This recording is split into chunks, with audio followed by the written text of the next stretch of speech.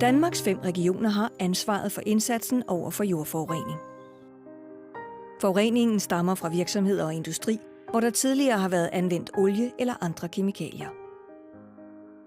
Den måde, stofferne har været håndteret på, er årsagen til, at jorden og grundvandet kan være forurenet. Regionerne skal finde, undersøge og oprense de forurenede grunde. Formålet er at sikre rent drikkevand og vores sundhed. Det er en vigtig samfundsopgave, som regionerne løser.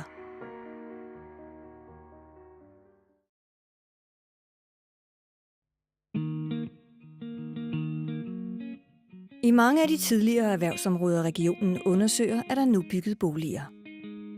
Det er ikke på alle erhvervsgrundene, vi finder forurening. Der er til gengæld en risiko for det, og det er vi nødt til at tage alvorligt.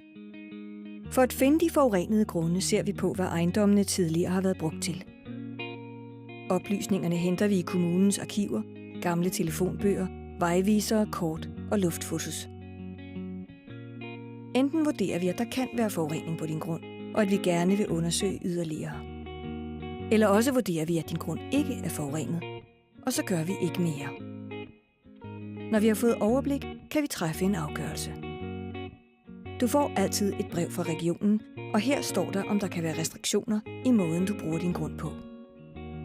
Du får også besked, hvis vi vurderer, at vi vil gøre mere på din grund, for eksempel foretage yderligere undersøgelser.